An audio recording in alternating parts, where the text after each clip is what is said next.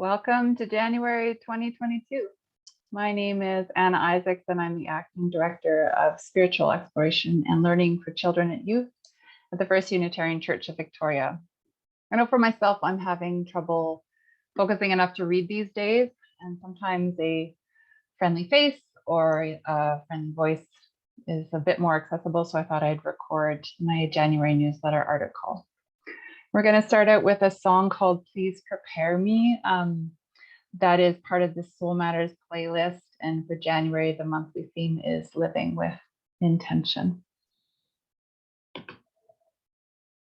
prepare me to be a sanctuary, pure and holy,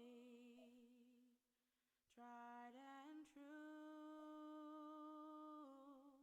with thanksgiving. I'll be a living sanctuary for you. So I called my newsletter article Spirituality in the Trenches, This Hot Mess of a New Year. And I start with a quote from Connie Goodbread that says, "Faith development is all we do. Unitarian Universalism is the faith we teach. The congregation is the curriculum."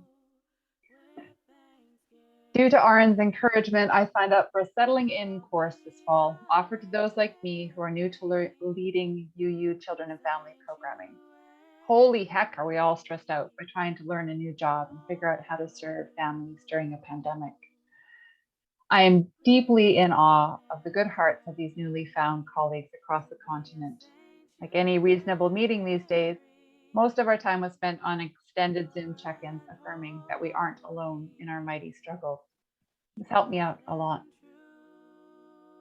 I learned from this training that Universalist churches used to teach kids to read and write. Why? Most of the kids in these working class congregations spent their weekdays doing paid labor instead of attending school. So their churches decided the most important thing they could offer to the spiritual development of these kids was basic literacy. This factoid was part of a really interesting session about faith development and the wrought faith model shared by Joy Berry. I encourage you to check her out. I don't think this was the key learning that the organizers expected me to leave with. We don't always get to choose what we learn. It threw the doors wide open for me in imagining what church could be and could be for our family. Many families struggle to stay afloat in the raging river of formal learning and tight schedules these days. My sense is that the most impactful thing we can do for kids is to care for the exhausted parents that love them so fiercely. What is our modern day equivalent to teaching reading and writing that we will choose as our offering to the spiritual life of our UU families? I don't think the answer is families rushing Sunday morning to attend age-segregated classroom instruction. Put bluntly in the title of a famous 2017 UU article, we have reached the death of Sunday school. I think this moment calls for us to help UUs of all ages practice healing and trust in all their many forms. Useful buzzwords like consent-based, trauma-informed, intensive parenting, spiritual bypassing, radical acceptance, somatics, empathy, and neurodiversity all hint towards a path forward to living our 8 UU principles. But I don't yet know what the specifics look like for our families in 2022. To practice what I preach, I invite you to let me know what might help with healing, and I trust that we'll find the way there. I found myself wondering if working with intention calls me to turn off the screens and instead mask up to invent some sort of physically distanced family pastoral house care call, modeled on the work of doulas.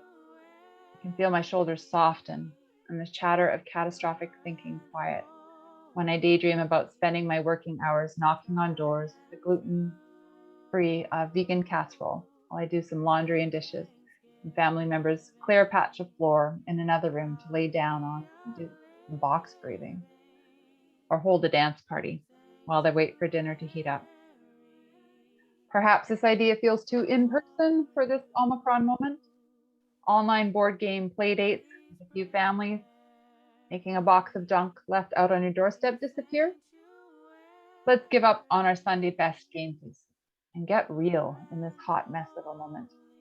The only reasonable way to do church in these circumstances is to snort with laughter and have an ugly cry in our bathrobes, all in the same Zoom call, perhaps even in your bathroom. If your family's spiritual needs are totally different than my musings, all the better. Let's find a way forward together. P.S. I'm serious about looking for doable ways to provide practical support and care to individual families. Get in touch. I mean it. And yes, I'm talking to you.